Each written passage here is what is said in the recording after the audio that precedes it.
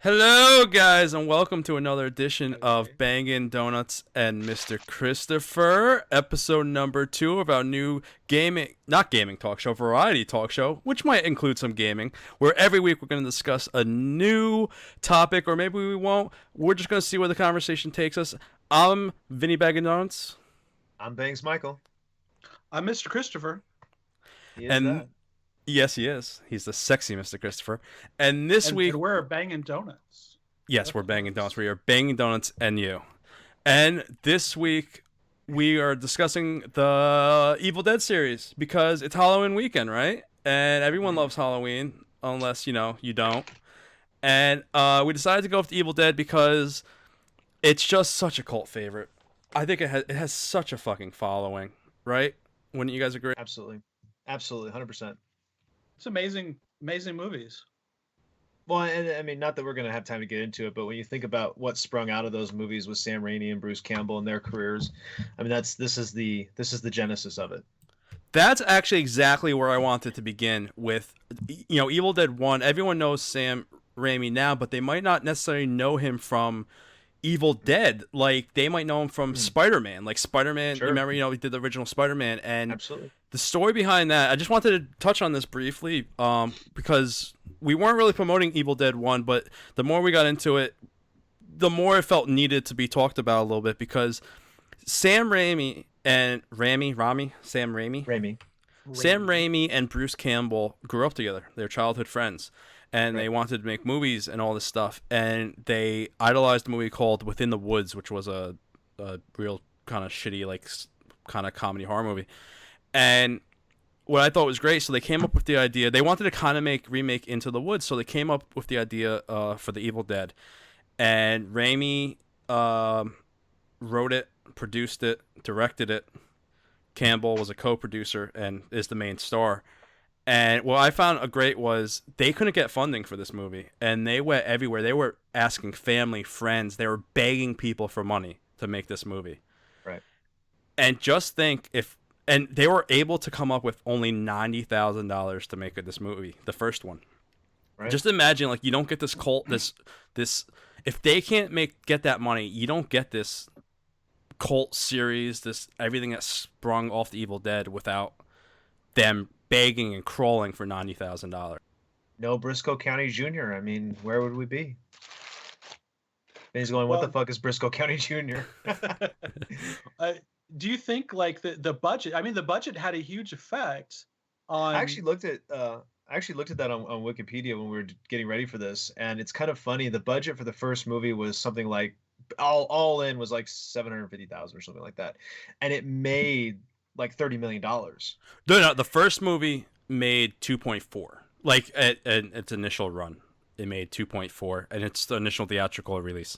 Oh yeah, that And I don't know. what I think this was a roll up because it had worldwide on it too. But then the second movie cost as much as the first movie made. Yeah, and they were able to get the funny. What the funny thing about how they got that movie made was they couldn't get a distributor, and then I forgot his name. I didn't write it down. He saw it and he got it into one of those film festivals, and Stephen King saw it, and Hmm. Stephen King, being Stephen King, really raved about the movie, and it helped convince. It helped his quotes on the movie and his rave for the movie helped Sam Raimi and Bruce Campbell get convince New Line Cinema to distribute the movie worldwide. That's interesting. I didn't know that. It's pretty So cool. the basically story of the Evil Dead is, if you haven't seen it, it's five college aged you you call them whatever, just college age students, Co-eds. co-eds. Yeah, you have Ash, Bruce Campbell, his sister Cheryl, his girlfriend Linda, his friend Scotty, and Scotty's girlfriend Shelly. And not to, since we didn't really promote Evil Dead, and not to get like into it, I just wanted to bring this up real quick. Like, it's typical Evil Dead: gore, blood, possession. And why we didn't get into it is because you don't need to see the first one to know what's going on. Like, if you start from the second one, they recap. But what I thought was funny is because to save money, because even though they had a bigger budget, they decided to cut out almost all of like what happened in the movie one. They kept Linda and Ash's story, but they cut out Ash's sister and the Right. friends and all that stuff. And what's funny is because when you get to Evil Dead 2, there's no slow build up. 10 minutes in, it's fucking blood everywhere already. Right. Oh, You know, yeah, you And notice it that, doesn't stop. Yeah. and Yeah. it's it's so because good it. though. Oh no, it's amazing. It's because that picks up right where Evil Dead One leaves it. Evil Dead 1, it ends with, everyone pretty much dead. Ash buried his girlfriend, which they showed again in Evil Dead 2. And what he does is Cheryl, his sister, and his friend Scotty are possessed, and they're all demons, and they're fucking blah, blah, blah. The difference is Ash takes the Necronomicon or whatever and throws it in the fire, and it burns, and Cheryl and Scotty blow up. And then he runs outside, and the fog thing or whatever chases him hits him, and that's where the first movie ends. And it's funny because Evil Dead, it does the first recap in the first couple minutes, and then it picks up right. You see that part when the fog or whatever hits him. Yeah, but Yeah. that's not what happens in Evil Dead 2, which is it's funny. What I noticed about Army of Darkness is the end of Evil Dead 2 is a little bit different than how Army of Darkness actually starts, which is interesting that they did that in the first movie into the second movie as well. And it all comes down to, from what I read, it all comes down to money. They didn't know if they would have the money. They wanted, what I read is they wanted to have the medieval scenes or that whole story told in Evil Dead 2, but they didn't have the money to do it. Well, it's interesting. These are three movies that, for all intents and purposes, shouldn't exist, right? So there's the first movie Exactly. that they made by hook or by crook. Somehow they get picked up funding to make a second movie, and that should probably be the end of the Cinderella story as far as the series goes. And then quite a few years later, as far as sequels go by today's standards, here we're making Army of Darkness, what for the purposes here, the third of the trilogy. So it's interesting that there's a cohesive story at all. Yeah, I had the years right here. Evil Dead 1 comes out in 1982. Evil Dead 2 comes out in 1987. And Army of Darkness comes out in 1992. Wow. So there's basically a 12-year span there, almost. Yeah, for 3 movies, that's, when we're living in a day where Marvel movies come out every year, Right. To tell one story over 12 years is pretty awesome. Right, absolutely. Well, the whole reason that 3 got made was that the first 2 was such cult classics, right? I mean, people were begging for it basically. Evil Dead 2 has like a 98 rating on Rotten Tomatoes. Like it's considered it was revolutionary. Look at just what I love about Evil Dead 2 is just the way it's filmed. Like think about it, like that was kind of like that whole chase scene, like you don't know what's chasing. It's for half that movie it's Ash alone by himself, and he's acting. And Bruce himself. Campbell's acting by himself, and then when he's running through the woods, you see him being chased. You don't know what he's being chased by, but just the filming of it. Just think about not having any money trying to make a movie and just doing what they did. Well, it's really just camera angles and sound effects that aren't like super sound effects. It's like there's a lot of skill involved in how they put it together in the camera work and all of that kind of stuff. Yeah, my point exactly. It's not big budget. It's just their skill at running movies. Sam Raimi is a very old school style filmmaker, so it's a lot of traditional special effects. So there's forced perspective with camera angles and things like that. And they do practical effects. Obviously, it predates CGI, but I think Spider-Man may have been Sam Raimi's first CGI movie because he's always been a practical effects guy, and I think that helps the movies really stand up. For this project, this was the first time I had seen Evil Dead 2, and it's far and away. I mean, it deserves a 98% on Rotten Tomatoes. It's so good. It really is.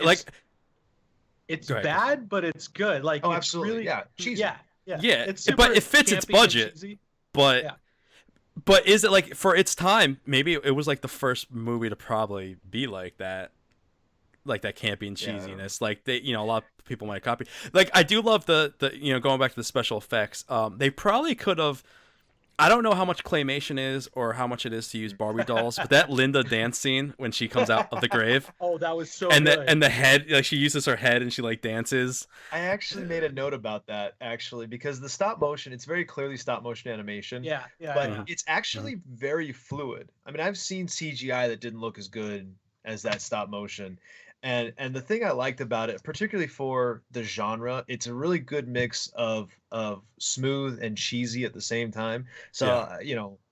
whether or not that was the best they could do with the budget or the best they could do at the time, or completely on purpose and intentional, it works so well for the tone. We talked about Bruce Campbell, just the first, whatever, 20, 30 minutes of the movie being him and acting his way through it. But the reality is he's so overacting the entire Yeah, time. yeah. God, yeah. It's He's so kinda- bad, it's good. He's kind of Yeah. Shatnering it.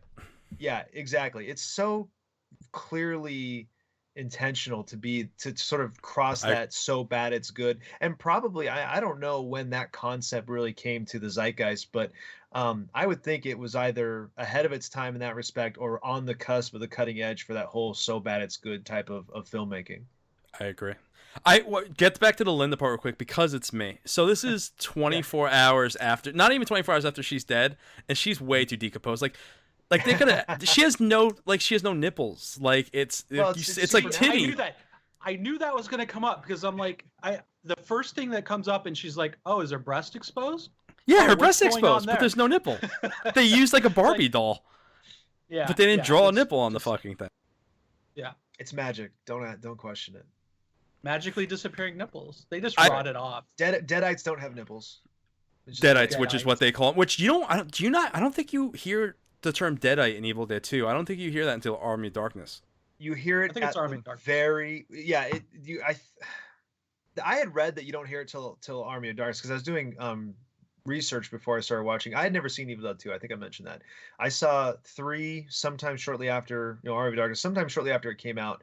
Years later I saw 1, didn't like it, never had any interest in 2, and of course now I regret it because it's fantastic. But what I read was that Deadites came out in Army of Darkness, but he at the very end in the medieval scene, they call him Oh, right. Deadites.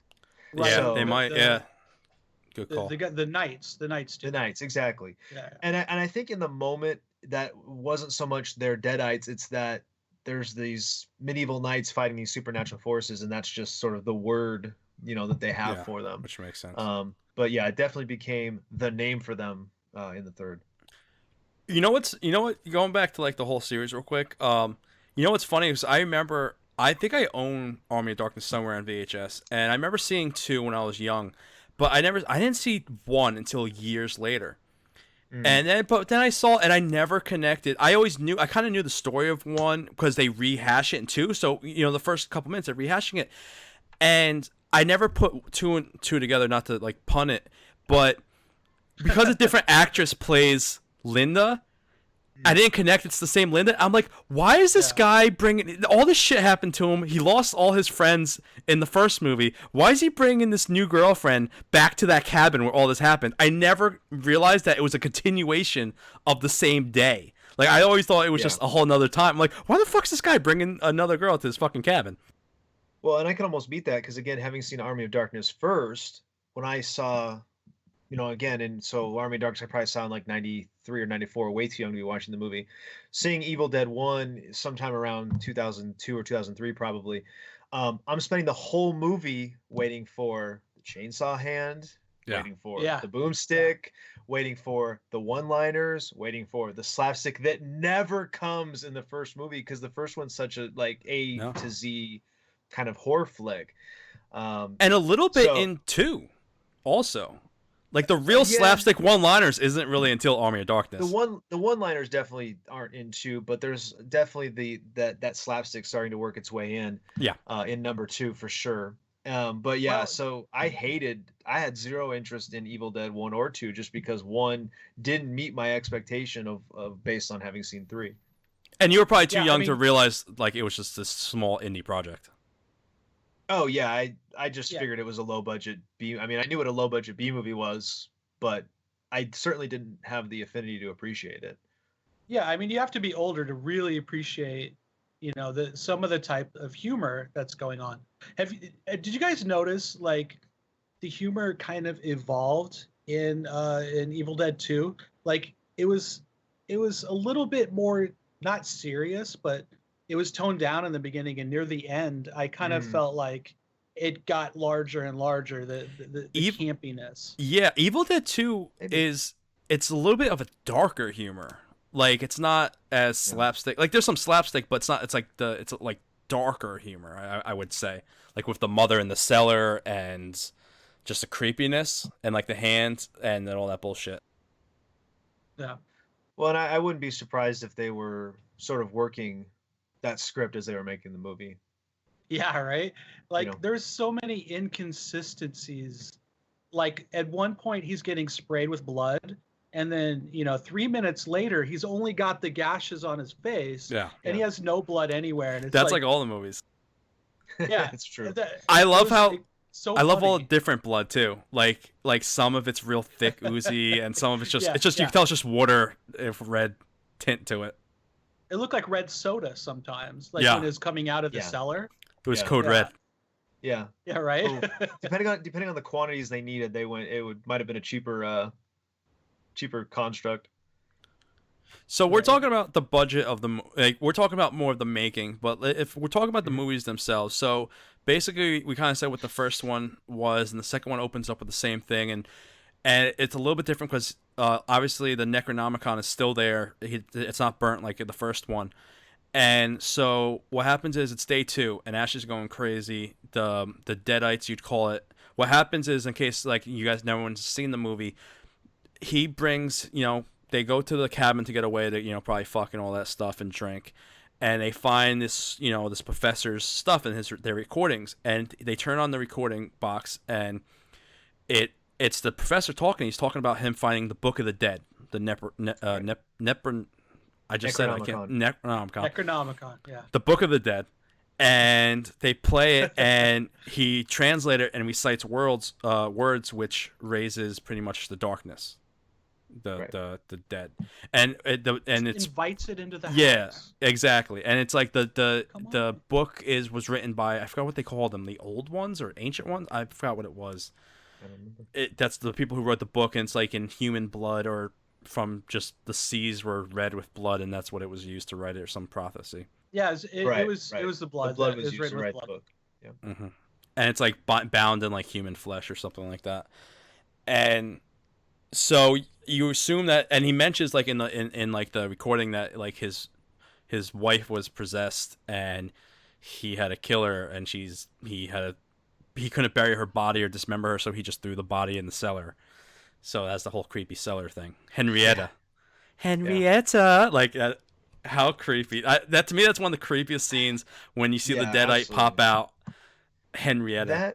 That entire sequence from the moment the old guy says that, and you know what's happening as soon as he Yeah. said, "I buried her in the cellar." You know what's Yeah. coming, and Yeah. that whole from that point, and it goes to Ash, and he starts freaking out up until almost the end of the movie is such a great just bam, bam, bam, bam, bam, one more, one more, one more, one more coming at you. Yeah. Such a great sequence, so good. I really didn't think I was gonna like the movie, to be honest. I Oh, it's such a I classic. thought How would you watching not think that? I mean, I didn't like Evil Dead 1. I don't care for that movie. It's okay, but I don't love it. But I just figured that watching Evil Dead 2 is going to kind of be a chore to get to Army of Darkness, which I love.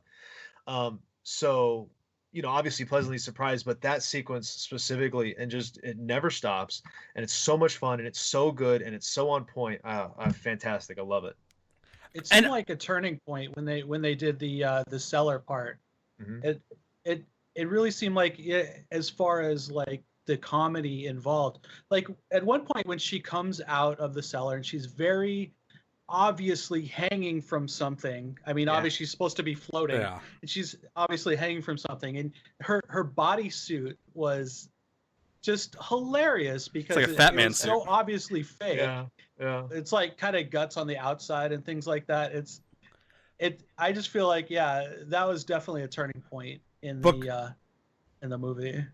Yeah, I agree with it. Going back to like how we were saying how like Evil Dead 2 is like I wouldn't even call Army of Darkness like a horror movie. It's a comedy. No, Like Yeah, it's it's a a slapstick action movie for sure. um yeah. Evil Dead, there's definitely like horror aspects to it without a doubt, and like that cellar scenes are really fucking creepy. Like as shitty as it looks, there you could like the Deadites like look creepier in Evil Dead 2 than 1. Like when he's going down the stairs, I love when they throw it down the stairs and they play the recording and something about the fruit cellar, and then then all of a sudden she pops out and she's like, "Who's in my fruit cellar?" or some bullshit. Like Yeah. it's just creepy. Did you notice this? That not we're jumping like way around this, but That's all right. in the cellar, Yeah. did you know that there is? I have it. Hold on, I have it written down here. You know, I didn't write it down, but there's as a homage to Nightmare on Elm Street, Freddy Krueger's glove is hanging on really? the wall, and that's an Oh, I didn't see homage. that. It's an homage to an homage because they're in Evil Dead 2. They're homaging Freddy, Nightmare on Elm Street, and Nightmare on Elm Street homaged Evil Dead because there's a scene where one of the girls is watching the Evil Dead, the first movie, on the television Nice. during Nightmare on Elm Street. So they kind of went, Yeah. tit for tat. And there's I dig there was and there was another reference to The Hills Have Eyes, like the original one. There was some part yeah. to honor that movie too. But so we have Evil Dead. So what happens? Ash is going crazy. He kind of gets possessed. The hand scene. It's very Oh, yeah. so he kind of starts going crazy. He's kind of possessed, but he's not possessed. There's the whole scene where he looks in the mirror and he's like, "What does he say? It's going to be all right." And all of a sudden, his reflection jumps out at him, grabs him. Yeah, He's like, yeah, "It's not going to be all right. You just murdered your girlfriend," or whatever he says to him. Yeah. And he like loses it, and then all of a sudden, like his hand becomes possessed, and his hand is like hitting him. That's when it gets Oh, he's doing slapsticky. all this. Yeah, all the Yeah, stuff yeah, from his hand, and then it's very Three Stooges, where Yeah, it's picking up plates and he's smashing his own head with the plates and shit like that. That was good acting though, because it doesn't look like he's just playing around with his hands. Like his hand felt like a separate, or looked like a separate thing. Mhm. And I thought that was some really good acting on his part at that point. Oh yeah, like when like the hand knocks him out and he just goes to crawl, and then you see the hand reach out and then drag his whole body, and he's going forward, just the hand, because he's trying to get the cleaver. Yeah, the beat cleaver. Yeah. The possessed hand is a I mean, I'm going to use the word ancient. I don't know how old it really is, but it's certainly a tried and true sort of scary story, campfire story kind of concept. It's so good, so good. Didn't Jim Carrey do something like that at one point? The claw or I don't In remember. Liar Liar, Yeah, he would, but yeah, that Liar, was Liar. it But wasn't they like probably not possessed hands. similar It was at an all. entire movie. Yeah, Idle Hands' entire movie built around the concept. But it and really then- shows like how the Deadites or the demons are getting to Ash. Like they take his hand and he's screaming. He's like, "Give me back my hand," Right. And then it drives him so crazy that like he just puts that knife right through his own hand, the possessed hand, and he goes, "Fuck it, like I'm done with this." Gets the fucking chainsaw and just starts, chawing off his fucking own hand. And he's like, Good stuff. you like that, he's like talking shit to his hand. And I love how he just puts the fucking bucket over it and then just puts the books on top to stop his book, hand and the from... one book on the top. Like it's What a is spider. it? Was the one book that arms, something about call to arms or something like that? I didn't Was even on the recognize top of that. the bucket. You I didn't didn't know even see that? that. No, It's a huge that's pun, perfect. and it's totally funny. That's awesome. And you But missed it. that's definitely when the hand starts going crazy, because that's when things start getting like kind of funny, because the hand's running around and he flicks them off, and the hand Yeah. is in the wall and he gets trapped in a mouse trap, and he has the shotgun and he's trying to shoot the hand. It's just great, and he's shooting the wall. I love when he finally hits the hand, or you think he hits the hand, all of a sudden you see the blood trickle out, and then all of a and then sudden the it blood just just goes- shoots, like a Yeah. fucking hose or a fountain, like all over him. The gratuitous blood spray is kind of a nice. It like I said, we're talking about how it's so bad it's good, but there's just constant gratuitous blood spray. Yeah. That's Evil Dead though, just the overdone blood. It's just it's amazing. Oh, there's so many times in that movie where this is spouting like blood fountains, and it's amazing. It's for great for a while too. They go on for what seems like an inordinate yeah. amount of time. Like, all right, let's move on. But Like, how much of that 90,000? Or no, that was the first movie. But even still, it was three. The budget for Evil Dead 2 was 3.6 million. Like, how much of that was on blood? I can't imagine it would cost that much, but yeah, at least 800,000. I don't know. Yeah. So I love. No, go ahead. I was going to say about Army of Darkness. Well, before we got to Army of Darkness, real quick, I guess let's kind of like get through Evil Dead and wrap, because so we see coming off the plane, the daughter of the professor who was supposed to be at the cabin. She gets off with her boyfriend. She has some of the pages from the Book of the Dead, and so they're going to the cabin. And on their way, they see that the bridge is fucking wiped out, and they come along. And you get Hillbilly Joe, whatever the fuck his name was, I don't remember, and Bobby Sue. What was the hillbilly girl name? I don't remember. It was like Bobby Joe, I think. And Bobby Joe, that's what it was. The first thing I think about is this: she is way too hot. I don't care how hot. I don't care where they are.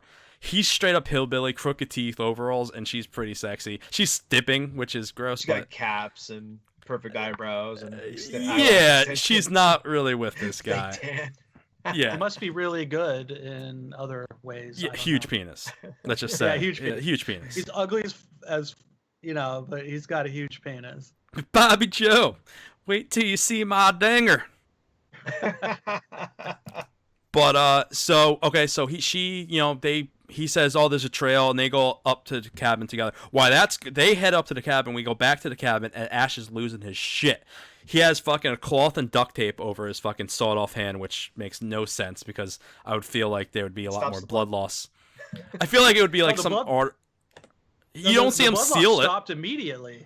Yeah. Like he never seals it like in the fire or anything. Like it just makes no sense. But I was gonna say they really needed a cauterizing moment there.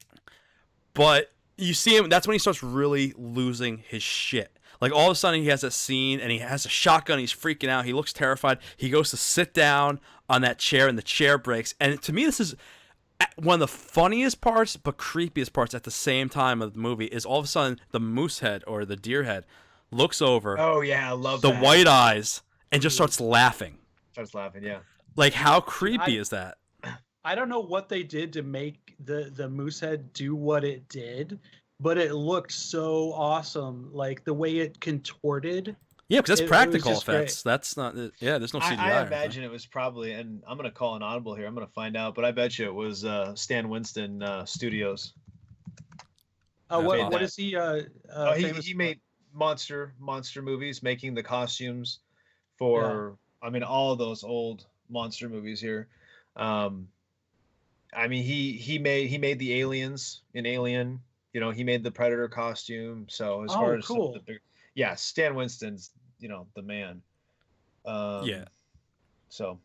Oh yeah, but it was so creepy and so funny, and then everything starts laughing, like inanimate objects just starts laughing, and then Ash loses his shit and he starts laughing uncontrollably. He starts laughing, and it's straight up like he lost his mind, psycho.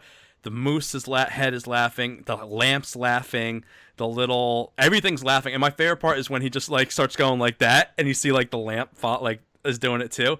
And what I read about that part was one of the other people who wrote the movie. I forgot. I would love to give him credit, but like I forgot his name.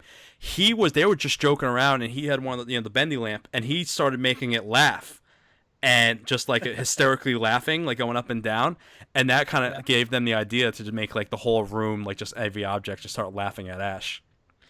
And then Ash like kind of like then all of a sudden you hear the noise and he fires the gun and out the door, and then lo and behold he accidentally hit Bobby Sue or Joe, and they rush him, take the gun, and that's when they throw him down the cellar to meet Henrietta. Well, it's so funny because they somehow hit her in the arm, and all she's doing is she's holding her arm. There's no blood. There's no blood anywhere near her hand or her arm. It's just like, oh well, I guess it's supposed to be under her hand, but it's like it's just the effects or lack thereof sometimes they're just hilarious. They used so much blood. They might have filmed that scene late and they ran out of extra blood.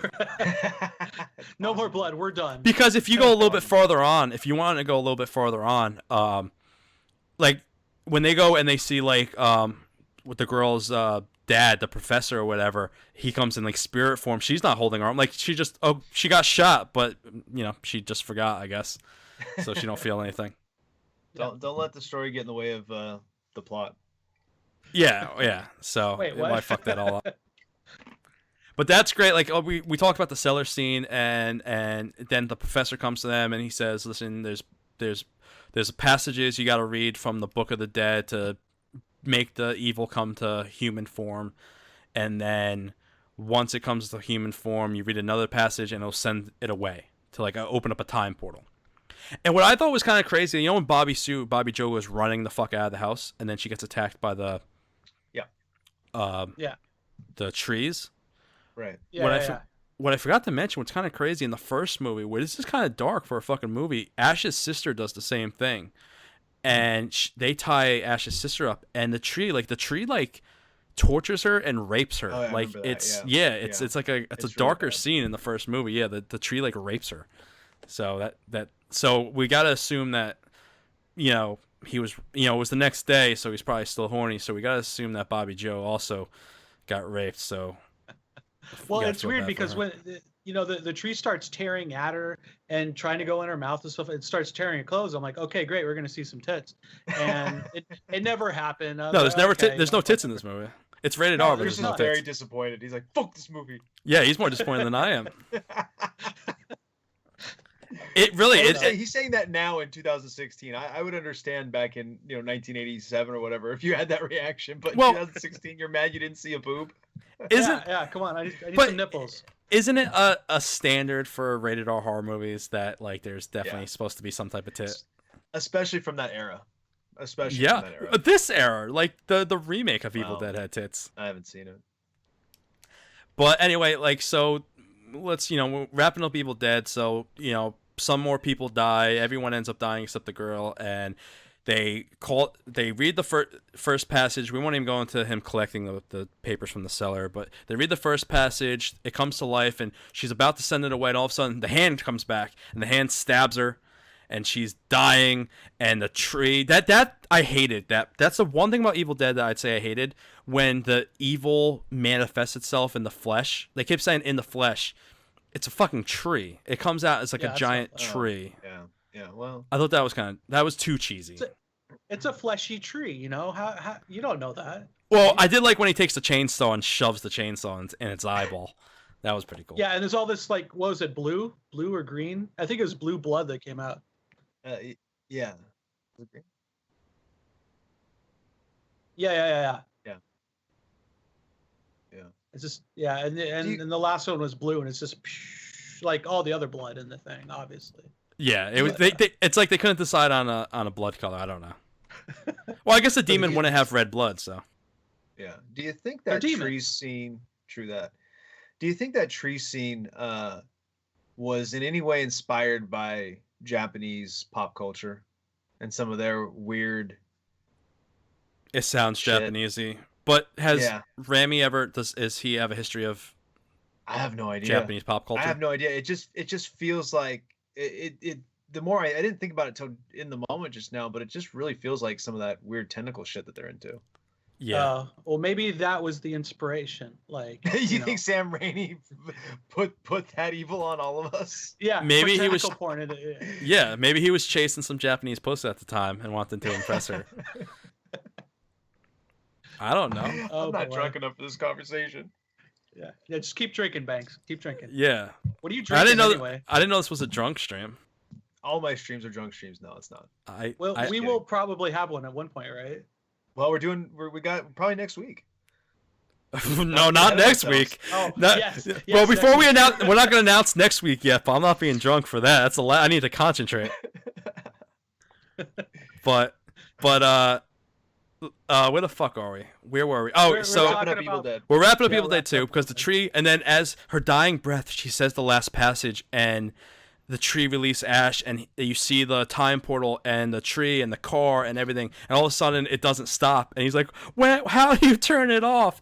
And he gets sucked through the time portal, and all of a sudden he falls down in a different time. Oh, and before that, we skipped the important part. When they're looking through the original book, you could tell they already had the idea for the whole medieval time period, because in Evil Dead 2, when they're going through the book, there's the picture of Ash, and remember he goes, "Oh, it feels like someone stepped on my grave," when they get to the page, and it's him with the chainsaw hand and the shotgun in like 1300, and so it's like foretold prophecy that there's like a savior who will defeat the darkness.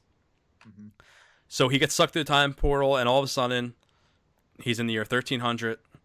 He has his fucking chainsaw arm, his boomstick, which in my opinion might be one of the best lines in the movies, in all the movies. When he's like, "This right here, this is my boomstick," and it's fantastic. It's a great line. He kills the Deadite, and it ends, and they're making him a hero. Oh, he's the prophecy foretold, come from the sky. That's how Evil Dead 2 ends.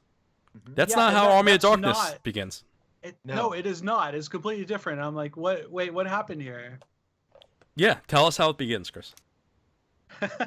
So the difference is, like, with the way Army of Darkness begins is, he falls through the sky, and whoops, his car falls down. It's all broken, whatever. And in Evil Dead 2, he's hailed because he shot the thing, and he's the best thing in the since sliced bread. So at the beginning of Army of Darkness, he is turned into, like, they make him a slave, basically. They think he's what is it? He's part of some invading army. Right. So yes. Something like that, yeah. Yeah, and they chain him up, and they start taking him around, and treating him like shit, and they shove him into the pit, and that's where the fun starts. One of my favorite parts is he goes, "Tell him I don't know these assholes." Like, I just and like they don't, because I don't think they believe me, son. Yeah. Well, it's weird. Like, the first person who gets shoved into the pit, just immediately all this blood starts just fountain. It has to. And then he goes into the pit.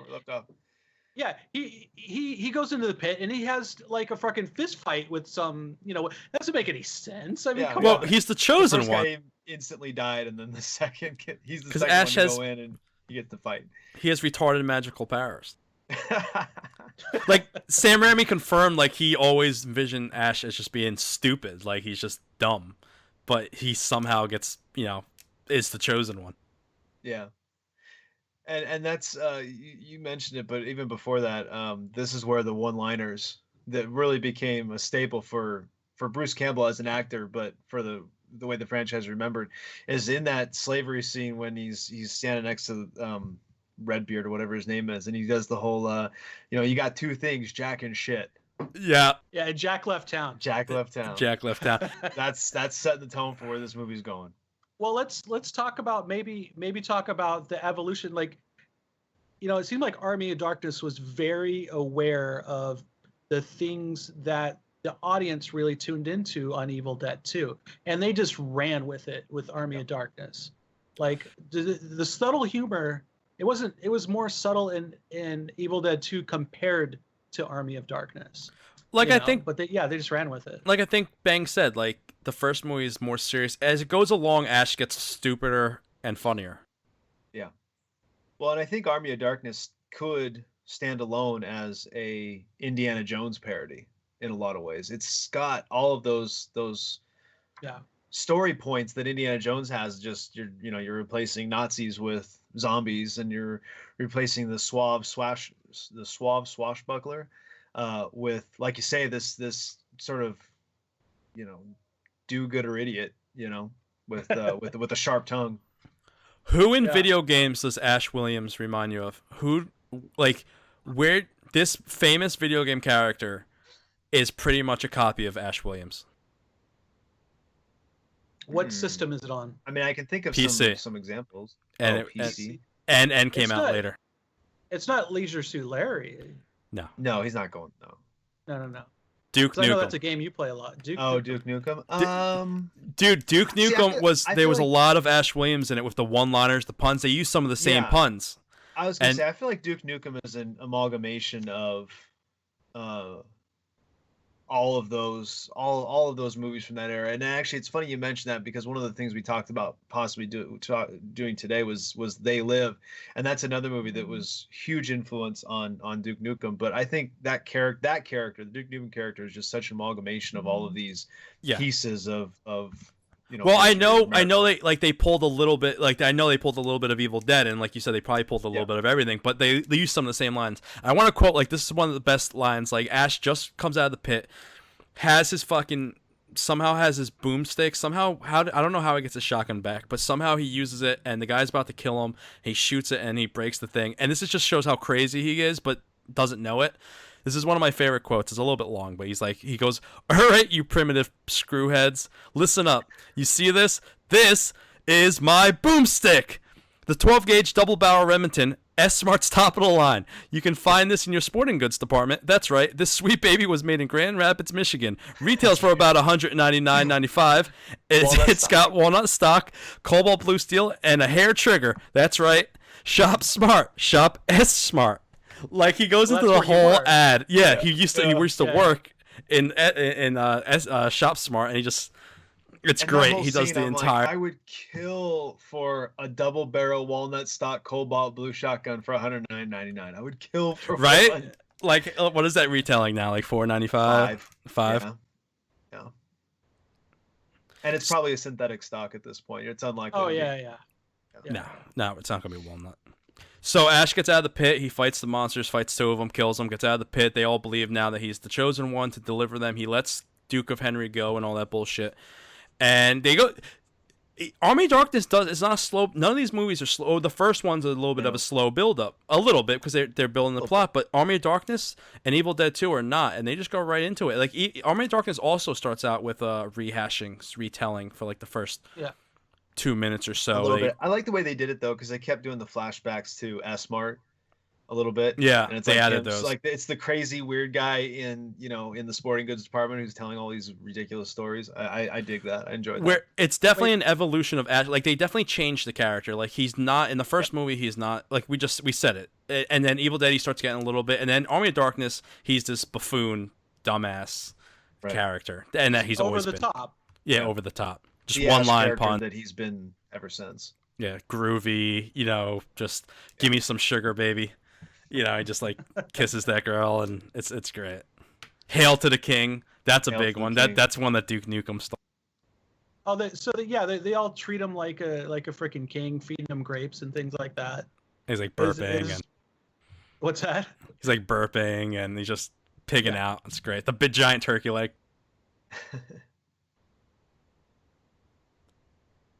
Yeah, I one of the things I wanted to talk about was the when he.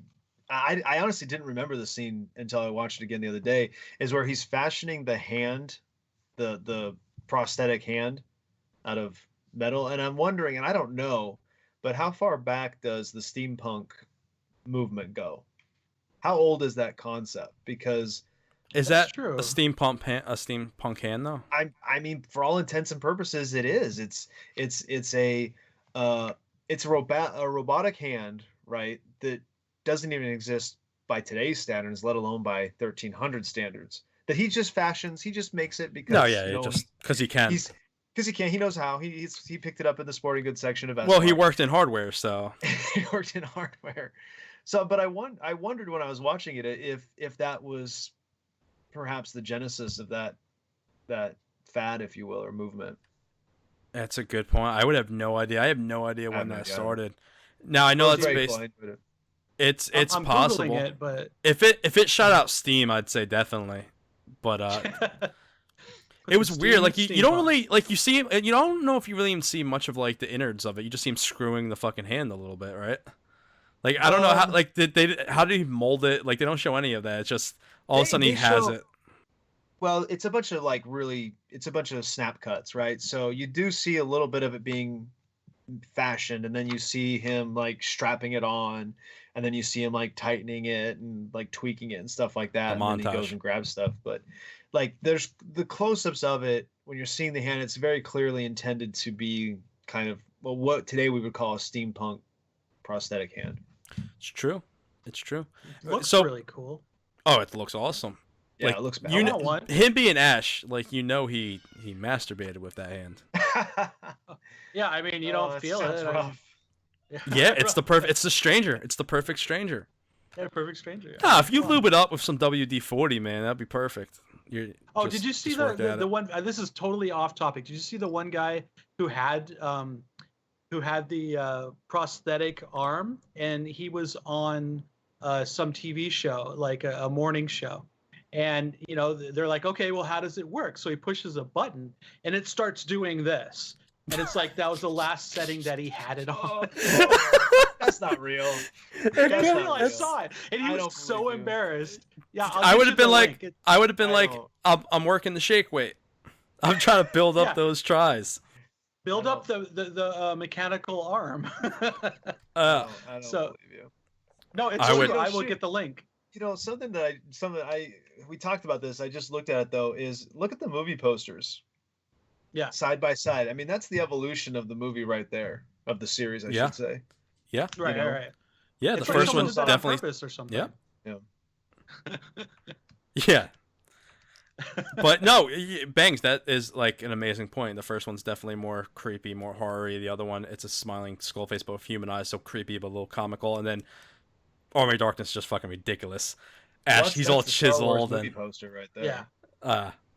So Well, it was complete camp at that point. I mean, here, Absolutely. I'll hide So you guys good. real quick, just so some people could see. no, where did I go? I'm gone. don't take my face away. It's very. That's what everyone's here for. Yes, but oh yeah, I love the Army of Darkness movie poster. It's fucking awesome. I would get that framed. I don't know why, just fucking sweet. It's all chiseled. I think I've seen a T-shirt with that on there. I mean, it's so good. Oh yeah, I would like Evil Dead 2 poster is kind of creepy, like Yeah. Oh with yeah. the eyes and the. I would okay, but going back to Army of Darkness, so the whole reason he's making that arm is because he wants to get back to his time, and they told him if he can get the Book of the Dead, because somehow the Book of the Dead, it's not the same Book of the Dead. It's like the original one. I take it as, because the other one had like the papers were all, the innards are all like out there. Remember, she brought the pages in 2, so I'm guessing it's the original Book of the Dead that he's has to go retrieve. Right. Right. And they tell him he has to speak the words before he gets there. He's But, got to speak it perfectly. Well, yeah. yeah, he's got to speak it. Yeah, in the presence of the book. Yeah. Yeah, and he's all like, "Fuck that! I don't care. I'm not doing that." But I before got you even most of the words. yeah. Basically, maybe I didn't say every nuance, but before he gets there, he stops at the windmill, and that scene is just, it kicks right off. They don't, all of a sudden it's the fog, whatever's chasing him, kicks right off. It somehow breaks through. I don't know what happens, but all of a sudden he shatters the mirror. The mirror shatters into a million different pieces. And you see his reflection, and all of a sudden, like 6 of him pop out, 6 little mini. And that's when Army of Darkness, I think that's when it truly kicks into ridiculousness, if that's even a fucking word.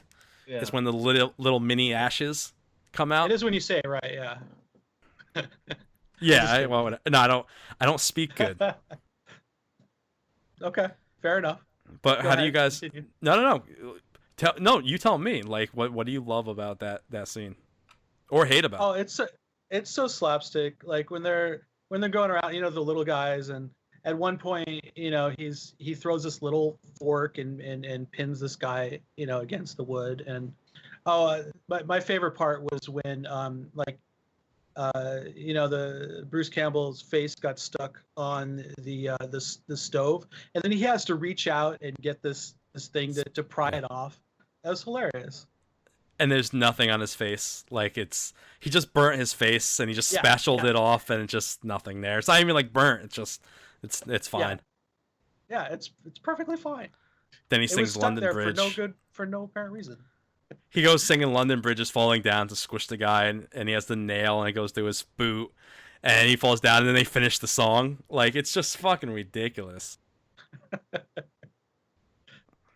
I mean, that's And the then- whole movie. Fucking Well, yeah, and ridiculous. then he like wakes up, he gets knocked out, he wakes up, and he's like, oh, what a horrible dream, and he's like, I can't move, and he's tied down, and one of the little guys, before he does that, they open his mouth, and that's so, Oh yeah.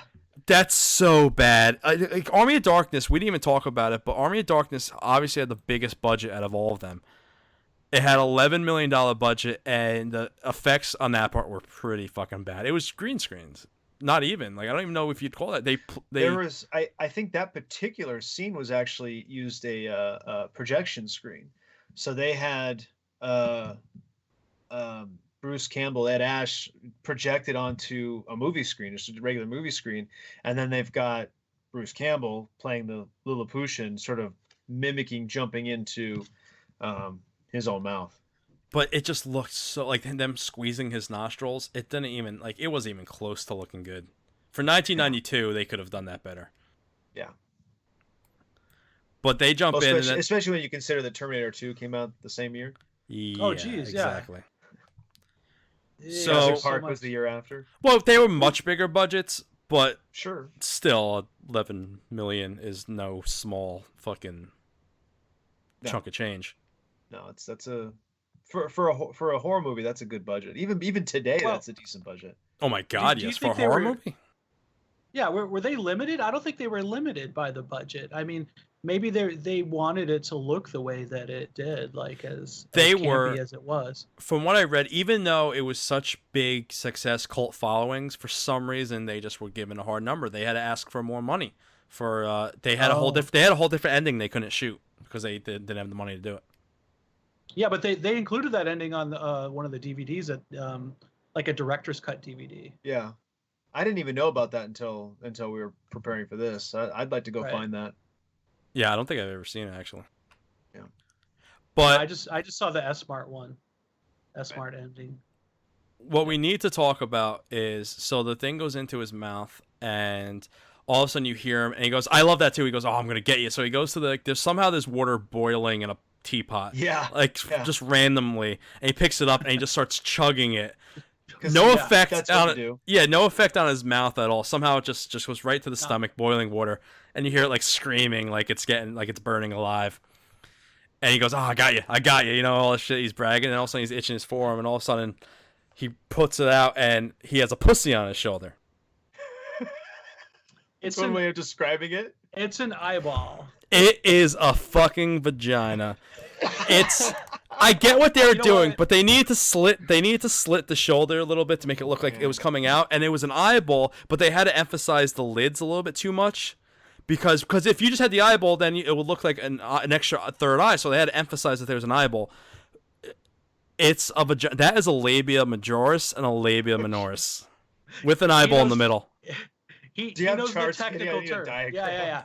Yeah, exactly. I'll pull up a diagram right now. That is a vagina with just an enormous clitoris. I could. I may still do it.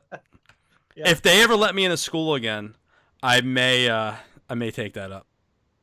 Well, the police wouldn't appreciate the fact of you being, 300 yards from a school. So usually it's a gym teacher who just does sex ed for one semester. I'm just gonna be the guy, the 1 semester sex ed teacher. I've heard some of your speeches on the topic. I don't know. I'm like, that. Listen, this is lectures. A cock and this is a pussy. You shove your cock in the pussy and you just go back and forth until a sensation happens. But don't forget to wear a rubber. You don't want to get that bitch pregnant. Lord, baby Jesus. So, You need religion. If anybody, you need religion. Yeah. Do you think I need Jesus? Oh. Jesus. I need it, having listened to it. Listen, religion's a tough subject, but I refuse to believe that Jesus didn't get his dick wet at some point. Which brings us to the plot of Dogma. Oh, yeah. I forgot all about Dogma. Oh, Kevin Smith movies. Flicks, yeah. Maybe we should get back on topic a little bit. We're talking about pussy. I don't know. If you watch Army of Darkness, it's a shoulder pussy. That's all I'm gonna say. Let's end the topic on that. It's a shoulder pussy with a fucking eyeball clit. Okay. If it's a shoulder pussy, did you whack off to it? No, because there's a fucking eyeball sticking out of it. I'm not that perverted. I don't want a pussy staring at me. That's the line. No. That's Vinny's line. You could just pause it right before the eyeball comes out. No, because the eyeball's instant. No, it's labia minoris and majoris and an eyeball. Like, there's nothing sexy about it. Like, you ever heard the term pussy with teeth? Yeah, pussy with an eyeball. Same difference. Like there was no like. Same difference. Well, it's the same like creepy like. Well, yeah. You don't want to poke the pussy's eye out. I don't know. You'll blind it. You have blind pussy. I don't know. You got a blind pussy. You got a blind pussy. I don't know. Okay. Fair. But whatever. Anything, You can Banks? find it You got on anything? YouTube. I got nothing. I have nothing to add to this conversation. I'm going to sit here and just enjoy the show. I could talk for another half hour on the pussy shoulder. Of course you could. Oh man. Oh, Space Cat. Oh, sorry. I'm not supposed to. Go ahead. But anyway, so all of a sudden the pussy turns into a head, and he comes running out. He comes running out of the windmill, and it's just like a head, and there's two of them, and all of a sudden it's definitely a different actor. If you could tell, you could definitely see it's a different actor, and they're doing the two-bodied thing, and it's kind of creepy, and it's pretty cool. And then he morphs out, and there's two of them, and that's when it gets a lot slapstick again. And he's like, "You're good, Ash. You know, goody two shoes, goody two shoes." And then he goes, "I'm bad, Ash." And then he's like, well, "Yeah." And then he like has the gun. That's one of the best parts of that movie too, because he has the gun, and then he blows his fucking head off, and he goes, "Good, bad, I'm the one with the gun," or whatever he says. But that's just such a great line. Yeah. Yeah. And then he chops him up and buries him, which will come back to haunt him, I guess. And I don't think there's a scene in between that and him going straight into get the book in the graveyard. I think he goes and gets the book. Yeah, I think you're right. Which he forgets the words, obviously, because he's Ash and he didn't repeat them, even though the old man told him to repeat them over and over again. Yeah. And then he does, he said most of them. Well, I love how like that. The one part I didn't like in that scene, I know it's slapsticky and all that shit, but he opens the book and it sucks him in, and then he comes out and his jaw is like down. Yeah, you know what I'm saying? Oh, and he does all this stuff. Yeah, he does it like 3 times. It's all weird. Yeah. That part's weird. Slapsticky for me, but and then the other one, it like bit him. Like that was pretty funny. Like the other book like bit his fingers. And then he finally like goes to say the words and he can't remember them, and so he does that move where he's like, "Not to Ferrata," whatever. He's like, yeah. There, I said it. I said the words. Now give me the book. Yeah. He picks up the book, and all of a sudden, the title of the movie, The Army of Darkness, all of a sudden he didn't say the words right, so he arose the Army of Darkness, which is just skeletons. And the movie's all practical effects, but they were so fucking cheesy. Did you guys also kind of get visions of Muppet Treasure Island for some reason? I've never seen Muppet Treasure Island. Maybe not Muppet Treasure Island, but maybe like a Muppets, like all of a sudden like the skeletons, they were practical effects, but it was Muppety. It's Jason and the Argonauts is what it is. I mean, it's almost a direct ripoff. Yeah, that's exactly what it is. And because he picked up the book, all of a sudden his clone becomes completely disfigured. You don't know who he is, and that's his, I guess, the arch nemesis. That's the embodied darkness. Is what it rises from the grave, and it raises the army of the dead. Evil Ash, yeah, Evil Ash, and I love it. I love how the skeletons are digging each other out, and then he's like, "Welcome back to the world of the living. Now grab a shovel," and they start just digging each other out. And he brings the book back, and that's when they're like, "Did you say the word? Something's wrong." He goes, "Yeah, just basically every syllable." I love it too because he's like thirsty, and they're like cheering him. "Oh, the chosen one or whatever, the prophet has returned." And he's like, "Yeah." And then the one guy, he's just like, "Get the fuck out of my face." I don't know if you guys picked up on that. I laughed my ass off for some reason. Yeah, he's like, yeah, you got it. Yeah, they'll cheer and get it, and then he just goes, "Get the fuck out of my face" to the one guy, and he goes to the horse fucking thing to drink the water. Oh yeah. Good stuff, man. Yeah, I don't know. Banks, do you want to continue? What? I don't remember what. I don't remember where you were going with that, but no, I'm just going through the movie. I'm just going like we're going through the movie, so we're at that scene. It's interesting actually. I'll say this. It's very interesting the things that each of us pick up on, and Mr. Kristopher picks up on certain things, and I pick up on certain things, and Vinny picks up on certain things, and it's none of us are picking up on really the same points. And I find that very interesting about both of these movies. We all watch the same movie. They're short movies. They're like at most 90 minutes. Very A to Z storytelling. It's so fascinating to me that the parts that we responded to. I mean, Vinny's talking about Muppet Treasure Island over here. Like what? That's Muppet Treasure Island. It's a great movie. It is a great movie, but I don't know what the relevance is. I get what you're saying about the stop motion, but that's, like I said, that's Jason and the Argonauts. I don't remember there being stop motion Well, I never seen skeleton Jason and the armies and Argonauts. There's not, but I'm just that's saying that the puppet. I use that because it felt like a puppet type. Whatever. Fuck you guys. That was a fucking pussy shoulder. yeah. The eyeball. So was it like the entire like second half of the movie was just skeleton fights. That's what it felt like. Yeah, Like I'm it sure it does was feel less like than it. that. And it was some really awesome slapstick humor, with that like that weird the eyes going weird on the and he's punching them and the heads are going around and it's freaking hilarious. Oh, it's fantastic, and I love how like it's set up so like you could tell they're just props, like they don't move or anything, and then they get hit, and like you just tell that they were just stationed there. Yeah. Yeah, and like it is weird. I noticed like in some of the stuff where Ash is doing something with somebody, that's the main point of action. And in the background, there's this, there's supposed to be everyone's fighting and things like that. And there was this, skeleton that was doing something, but it was obviously very fake.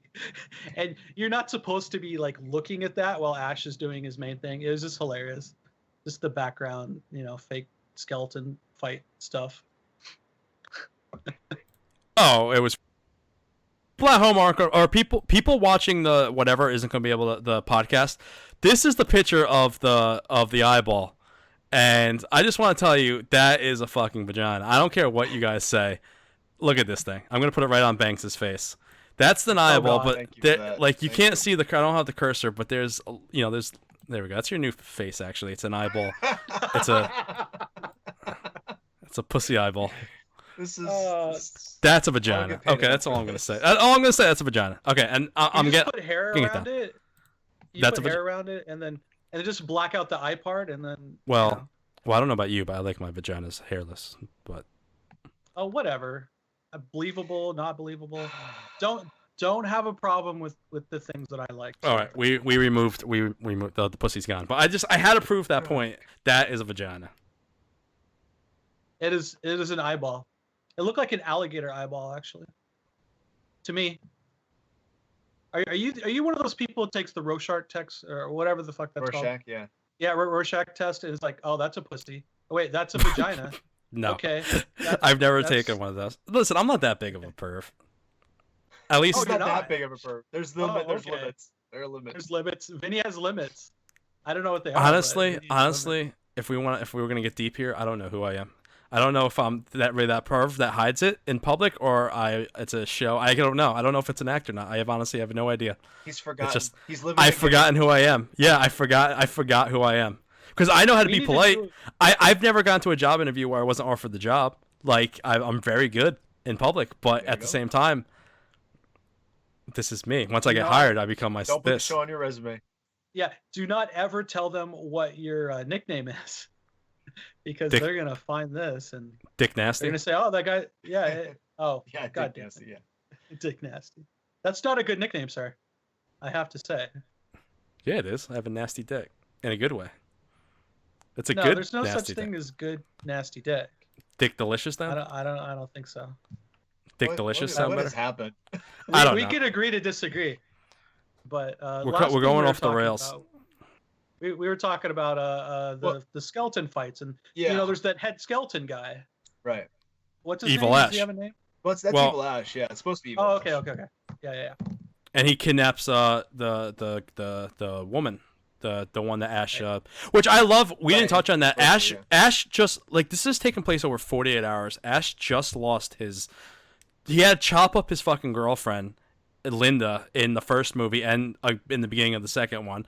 Gets attacked by her, and then he's almost ready to kiss Cindy or whatever her name is at the end of the Evil Dead 2, and now he's having sex with this girl. This is within within 48 hours. It's just I don't know. If I just chopped up my girlfriend in little pieces, that's not going to make my dick hard. Is all I'm saying. You just got to live in the moment. Let me take a note. I'm going to take a note here about this. Hold on. Will not make got it. I have limits. Okay. We're gonna put that in the liner notes. Yeah. Cool. Got it. All right, so he kidnaps the girl and he turns. There's a lot of sexual undertones in this movie that they don't, because they leave with him. He kisses her, but as the scene's pulling out, they have girls in chains, actual girls that they're not dead, and I think you do see her breasts actually. And then as it's panning out, I forgot her name. Well, I probably should have know this because we just watched it and we're talking about it.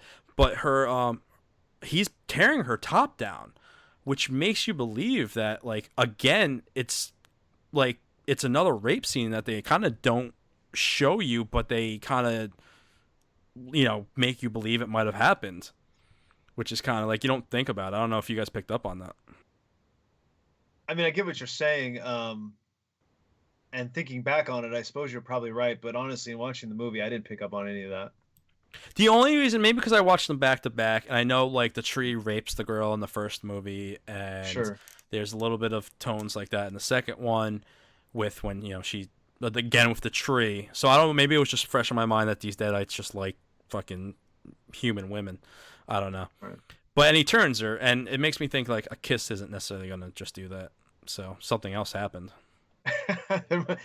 It's not possible, Mr. Kristopher, for just a kiss to turn her evil. So clearly, we're talking about a full sexually transmitted disease here. Yeah. In case you haven't been paying attention, demon semen. that's what's happening. Demon semen. Demon semen. That's my porn name. That is now my porn name. Demon semen. Demon semen. Oh. You can have it. You can have it. Demon semen. Good job. Thank you for that. I appreciate that. Oh, you're welcome. It just makes sense, right? Go secure the website now before it's too late. Well, yeah. Demon semen don't make it a .com. Make it a .org. Make .org. .org. Well, it's an organization. You're selling your demon semen. I'm selling it? It's a charity. Can we get back to the skeleton battle, please? No. I want to talk about selling my demon semen. I want to talk about the final battle. We are kind of running out of with time. Evil Ash and Good Ash, and when Evil Ash turns into like full on stop motion skeleton, like Skeletor looking dude. Muppets Treasure Island. Well, okay, fine. Muppets Treasure Island. All right, but well, whatever. There's that moment where Ash punches him and the head spins around and Ash is all, this, and he punches him again and it's back the other way, and it's just talking about. To get a little bit back on track. So Ash just wants to go home. He doesn't give a fuck that he unleashed darkness. He's like, send me home. We had a deal. And they're like, fine. We're men of our word. We'll send you home, but you're a real piece of shit. The Deadite kidnaps his woman, kind of, and then it kind of changes him. And he's like, okay, I'm going to fucking fight. So it shows that Ash, as selfish as he is, he does possess some type of caring, like some type of feeling. Even if it's for a woman he had a one-night stand with, it shows him his human side a little bit more. Like, it shows that he actually cares.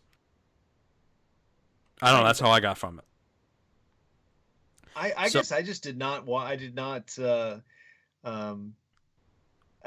not respect the finer nuances of this film enough. Really? Like, how would you take that as? He was so ready to go home, and then all of a sudden, the woman that he does have some type of emotional connection with gets kidnapped, and he's ready to fight. He goes, we're fighting now. We're not. Oh, well, yeah. I mean, okay, yeah.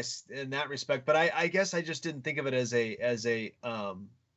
I didn't see it as like this character arc for him. I saw it as he's like, all right, we banged them out, and then more like she's kidnapped, and it's not so much I love you and I have to rescue you as it's I don't know, a hero complex. I don't see it as I love you, I need to rescue you. I think it just shows a little bit of an evolution of his character, that he does possess some, because he's very, it's an evolution. Again, it's the changing of his character, and like he's not as comedic and he's not as much of a joke in the earlier movie, in the first movie for sure, and then the second one he kind of goes that way, but he gets very upset his girlfriend dying. He's cheesy with the champagne and stuff, but in Evil Dead 2 he's upset with his girlfriend dying, but then Army of Darkness, he's just a selfish piece of shit, kind of.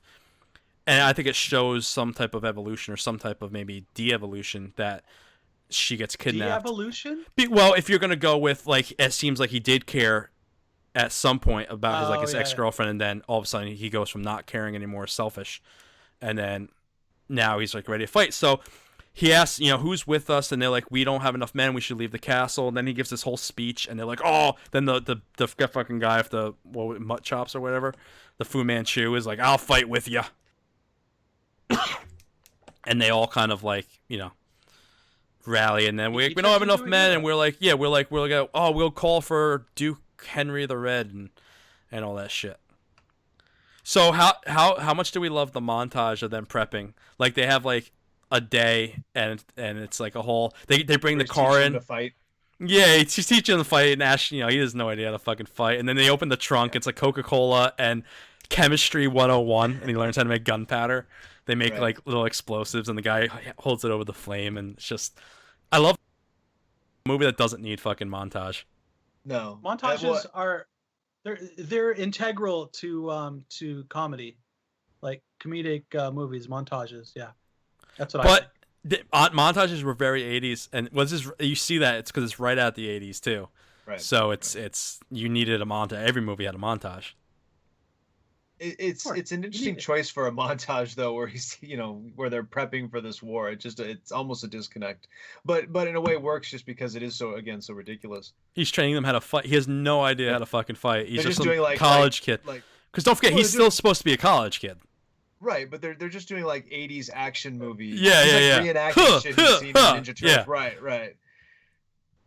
Oh, I love it. And then they prep, and then all of a sudden the army approaches, and he has the archers, and he has like a whole strategy. All of a sudden he goes from this college kid, and he's like some fucking general. He's giving them the signal when to shoot the arrows and shit.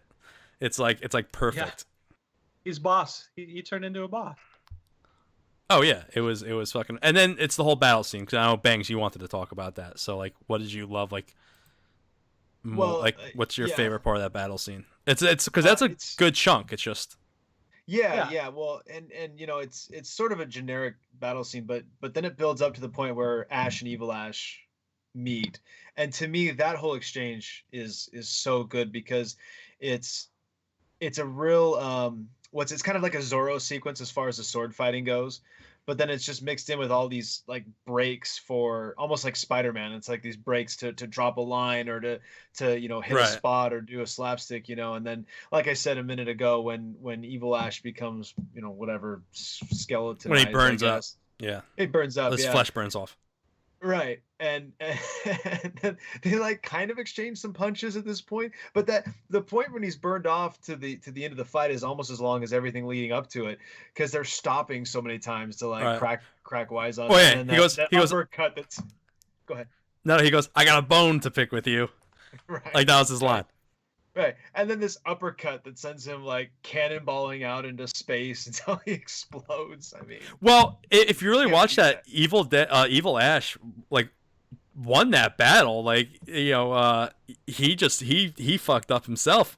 He landed on he had the book. He got the book, and he landed on the fucking, and that was very cartoony. Like he sees that he's about to go off, and all of a sudden his top blows. Yeah, like it's just fucking ridiculous. Yeah. Ridiculous. So I guess moving forward, the fight ends. Ash wins. They've got the book, and he's got to get back to the present. Back to his. They got there within the day. Well, Ash seemed to get back from the fucking graveyard within an hour. That's true, but they had to rally the troops, man. They had to dig up the graveyard to get every troop. Yeah, they get preparing the army. Raising the army, literally raising the army. Yeah. That's pretty cool. It ends with. No, go ahead. What you want to explain the ending, Banks, or Chris? Go ahead, Ben. Sure. Well, I mean, so he, the fight's over. He rides off, sort of riding off into the sunset. A little bit, and then well, they tell him he has to drink the potion, right, and then say the 3 words, and he'll wake up in his time or something like that. Right. Well, that's but then it's just a they don't show any of that. They don't show, but they tell him wakes up, right? Which goes to what we were talking about before with that alternate ending in the UK version, where like he drinks the potion, but again doesn't say the words right, and he ends or no, he doubles up on the potion dose, takes twice what he's supposed to take. Why they gave him more than what was necessary, I couldn't tell you. Yeah. But then he wakes up in like this post-apocalyptic, which feels, it seems like such a more a funnier ending than the one that we got with the S-Mart ending, and he's sort of just back, and the conceit is that he's been telling this story to his coworkers, and for some reason the super hot chick still wants to bang him. Well, yeah, because the guy who's telling the story looks like he's not interested at all, but somehow has paid enough to the story that goes, "Did you say the words correctly this time?" And he's like, "Basically." So you kind of know he fucked up again. He forgot the words. Yeah, and then the super hot the chick that works at S-Mart is like real hot for him. And all of a sudden the Deadite appears and I'll swallow your soul. And then Ash just goes, Ash, and grabs the fucking gun. And it's just, he throws the gun up. He doesn't need to. It spins and he jumps on the fucking cart. And I don't know how. So funny. He's got the fake. He's got the prosthetic hand too. Yeah, he got the prosthetic hand. And I don't know how many. Like, I don't know much about like those type of guns, but I don't know how many bullets they hold. But he shot off a shit ton of rounds. Yeah, and he kept doing it really quick. He's like bam, bam, bam, bam, bam, and I was like, that's so not happening. Yeah, it's probably a 5-round, because it's a lever action, so it's probably 5 rounds in reality. But yeah, he's got a good 20 there. Yeah, and then she falls down, and then he grabs the girl, and he goes, and you hear him saying, like, he doesn't say it out loud, but you hear him saying, like, in his head, he goes, "I could have stayed, I would have been king, or they would have made me king, or whatever." And it's great, he's saying that, and then all of a sudden, he bends the girl, not bends her over, but like dips her, and he's like, and his great line, he's like, "Hail to the king, baby." And he kisses her, and that's how the Army of Darkness ends, which is just fantastic. Wonderful. It's a wonderful movie. No, it's a great trilogy. Like and we just went over those 3, but like if we talked, there's like a little bit more to talk about. Like, so that's their trilogy, and what's great is they were always planning on making an Army of Darkness 2, and they just never got around to it. Yeah, it's a rumor that comes up anytime Raimi or Bruce Campbell or one of these guys makes an offhanded comment, immediately whatever social media is prevalent at the time goes nuts that there's a Army of Darkness 2 or a Evil Dead 3 or whatever coming. Well, supposedly there's a television show. Well, yeah, I was gonna get to that. I was gonna get to that in a second. What I was building with, what I was building with, there's always like the remake or not remake, but a sequel and all that shit. And then in 2013, they did do a soft reboot of the series, which has another like a group of 5 kids going to that cabin, and it takes place modern day. And I saw it, and it's okay. It's not great. And what happens is like one of the girl, they overdo the gore. It's all gore. There's one scene where the girl's like hand gets stuck in. It's a lot of rehashing. Like she gets stuck underneath the truck, and she just kind of pulls her. The flesh. You see her. She pulls her own arm off, kind of, and you see the flesh and all that. And it's just basically the same stuff. Yeah, ever since the torture porn sort of style of horror movies, I think that's all you're gonna get for a while, because those movies cost so little to make, and they keep doing so well at the box office. I just think that's gonna be what we see, unfortunately. Well, the funny thing about that, the remake, it's a soft remake, and there's at the end of it, you see Ash's head appear. Mm-hmm. Right. What the original scene was, I don't know if they shot it. I think they shot it, but they never put it in the release. Was the girl that survives, the Ash of that story, is walking down the street covered in blood, and supposedly a truck pulls over, picks her up, and when she gets in, you don't see who it is, and they go drive, and all of a sudden it turns out it's Ash, and the plan was they were going to kind of make an Army of Darkness 2 in around 2015, and it was going to link those 2 stories together. Right. And I think it just got such bad reception that the remake, or whatever you want to call it, it just got scrapped. I think that would be one of those situations where you'd probably have a lot of energy behind the making of that movie, and when there's more energy, there's more money, and when there's more money, there's more hands, and is that going to ruin the magic? And I think 100% it probably would. So exactly. That's a movie that I don't want them to make that movie, and I don't even feel that strongly about the franchise. I don't want them to make that movie. I don't think they will make that movie, because let's go on. Instead of Army of Darkness 2, 2015 comes along, and Ash vs. Evil Dead, Starz exclusive TV show. I have been addicted to this show. Really? I want to recommend it to you guys. Fucking fantastic. I think it's the perfect mix between Evil Dead 2 and Army of Darkness. Slapsticky, but serious, gore, and it definitely digs. It starts with Ash. He's older. He's living in a trailer. He's working at a different like shop mart. Like he's transferred because he got out of town. And no spoilers or anything, but just basically it focuses a lot more on him being the prophecy. And what happens is, this is the first episode, no spoilers, but how that kind of kicks off is Ash being Ash. He gets fucked up. He smokes some weed. He has a girl in his trailer, and she's talking about how she loves poetry, and he's trying to find poetry to read her. And somehow he has the Book of the Dead, the Necronomicon, and he takes the book and he opens it, and he's all fucked up, and he starts reciting passages like it's poetry. Oh god! And he could read that. He couldn't read that before. Somehow it's like some of it's translated on like sticky notes, and he starts reading it, and then all of a sudden, the darkness is back, and it knows where Ash is. And I really want to recommend it to you guys. Like, definitely check it out. There's tons of gore, and because it's 2016 and it's Stars, which is a big cable provider, it's all rated R. They could say all the curse words. You could see all the blood. It's just fucking blood, the gore. It's overdone to the point where like an arm will chop off, and it's just fucking they get covered head to toe. Nice. And well, it's just that more realistic than what we see in movies nowadays. It's very practical effecty. They wanted to go back to practical, like it's very practical effects, which is awesome. Good. Yeah. What season is it? I think that's the. It's on season 2. It's in the. I think it's on Sundays, and episode 4 is on this week of season 2. If you have Stars, I'm sure season 1's on there. No. Yeah. I'm sure there's ways. We're not going to say how you can get it, but I'm sure there's ways on the internet you can see them. But I don't know anything about that, but I'm sure people find ways to do it. It's very. I can't stress it enough. I think you guys will enjoy it. I think it's done well. Sam Raimi, is back involved. He produces, and he directed like the first couple episodes. And all I want to say is, I want like season 2. All like no spoilers, but there's one scene where Ash battles. He's in a morgue, and he battles a colon monster.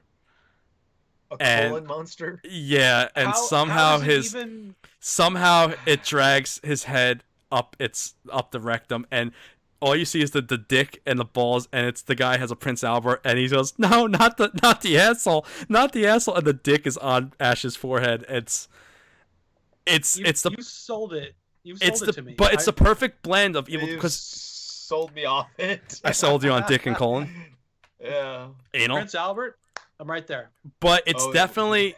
But it's creepiness, because my brother has watched it too, and he goes, it's actually kind of scary because the practical effects are so much better that the Deadites are a lot creepier. So I want to stress it to everyone out there who's a fan of the series and they haven't checked out the series. It's Bruce Campbell. He's back as Ash, and it digs more. Season 1, though, the problem was they couldn't reference Army of Darkness at all because of licensing issues. So they had to act like none of that happened. Okay. But they don't act like it doesn't happen. They just never touch on it. It's not like relevant to the story. It's not relative to the story. But now it got resolved, and they're able to talk about it now, season 2. So I would definitely awkward. No, because they do it so suddenly. Like it's not. It's a very well written show. It gets great reviews every week if you watch the reviews. I would definitely watch Evil Dead 1 because there's a lot of references to like his sister later on, which isn't really in Evil Dead 2. Right. But yeah, definitely check that out, guys. Okay.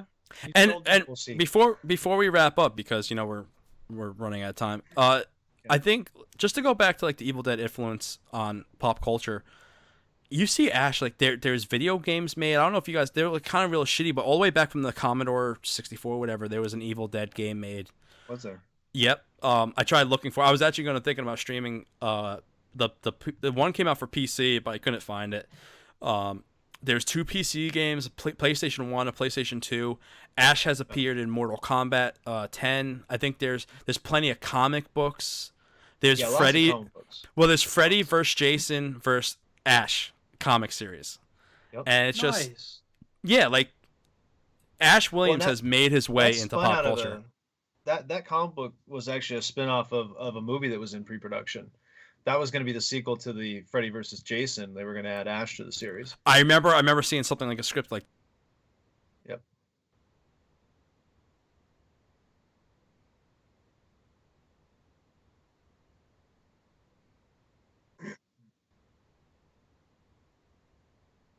I'm glad they do it as a TV show because you get more.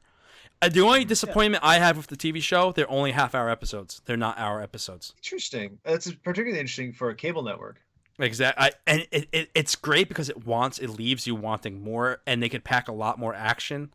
There's always one giant fight. There's always one giant deadite fight scene in every episode, and Nice. it's just and Lucy Lawless is in it, and she's just as sexy as ever.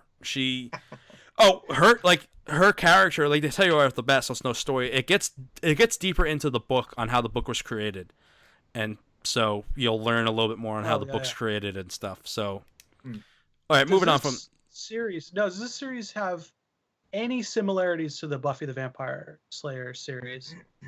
It sounds like it might a little bit. I never watched. I was just gonna say, I already know. Vinny has no idea. I know what it is. I never watched Buffy. I know exactly what it is. I just never. I saw the Buffy the Vampire movie. Never watched. I saw the movie. Well, I never watched the nothing, series. Yeah. It has nothing to do with the TV series. I figured that. I love the part in the movie when he gets stabbed. Pee Wee Herman gets stabbed and he takes forever to die. Okay. Well, the series is mostly great. I have never watched it. I couldn't tell you. All I know is it's a continuation of the story. Fine. And if you love the story, then you'll love the show. Yeah. So basically, that was Evil Dead. It was I guess, even though it's our second episode, I guess that's our Halloween special. The cult classic Evil Dead series that it just lives today. If you haven't seen the shows, we kind of just described it and we probably spoiled the whole series for you, but it doesn't matter. It's still worth watching. It doesn't matter. It's our show.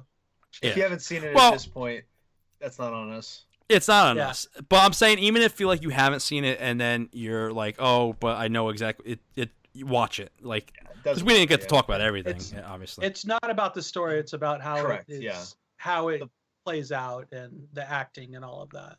Yeah, the story leaves much to be desired because they don't go in none of the movies. They don't go into any like depth on like why was the book created, what the different demons, which the show what again I know I'm kind of like really fucking homering for the show. But if you have any questions about the story, that's where the show they dive into the different demons that are in the book, and they different demons that get resurrected from the book and stuff like that. So it's more fun. I think we're out of time, guys. What do you think? We should be close. Yeah. Yeah, we're over an hour and a half. Oh yeah, there you go. So are we going to talk about next? Is there anything we want to? Is there anything left on the Evil Dead you guys want to talk about? Or not talk about, but any last words? Hail to the king, baby. I want to thank you for suggesting this as a title because I hadn't seen these movies before now, and oh wow, I'm a big fan now. It's great. It was. We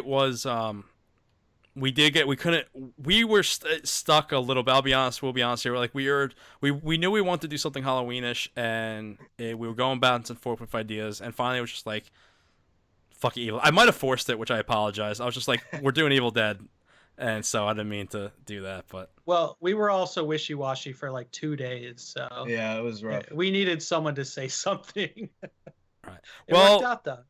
Great we have next week's planned, and Chris, it was kind of your idea. Do you want to tell everyone like what the show is next week? So the show next week is going to be, I believe it's Guilty Pleasures.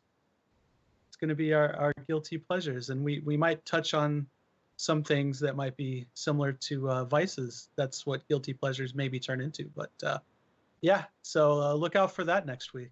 Yeah, so next week will be my last week on Twitch before I end up in prison. What's the statute of limitations in New Jersey? Who the fuck knows? Not long enough. But it should be fun. We're going to talk about some of our vices, some of our probably open up about maybe some things we shouldn't be doing or that maybe even we want to do. Guilty pleasures or vices. It should be a fun show. And I think next week we'll definitely chat more. We'll get you guys involved. definitely. We want to hear more some of your guilty pleasures and vices. So get your stories ready, and we'll read those on chat. Guys, let us know what you think of this show. It will be on each of our YouTube channels, correct, boys? That's correct. See, And also available in podcast form, audio. Correct. Please subscribe to the podcast. We'll post the link in chat, and also if you're watching this on replay, all the links will be there for you. Guys, this was episode 2 of our new talk show. I had a blast. It was a fun 100%. series. Thanks for watching. excellente. For me, I'm Vinny Bag of Donuts, and you can see me right here on twitch.tv/Vinny Bag of Donuts, where I stream mostly Mario Maker and some Mario Kart, but I am not opposed to whipping out any game, be it a new release, an oldie but goodie, PC-wise. Bangs? If there's anyone you can trust to whip it out, it's going to be Vinny. You can catch me on twitch.tv/BangsMichael. I'm a variety streamer, a lot of Nintendo stuff. Definitely playing Mario Maker, the Zeldas, the Mario Karts. If it's on a Nintendo, I'm probably playing it. And hopefully in 2 weeks from the recording of this show, we'll be playing the NES Classic if everything goes according to plan. Also, hit me up on the Twitter machine. It's Heel Bangs, and that's my personal Twitter. So it's not just Twitch related. It's everything: sports, politics, wrestling, you name it. It's on there. Pictures of your dogs. Pictures of my dog sometimes, yeah. Penises. All right. Well, it's my turn. I'm Mr. Kristopher. You can check me out Twitch TV/Mr. Kristopher. I play a lot of Super Mario Maker. I play some Nintendo stuff. I'm branching into the electronic trading card game Hex, so check that out if you haven't. I'm at Twitter, Mr. Kristopher, and yeah, follow me, and you get to see all the great things that I'm doing and all my witty banter.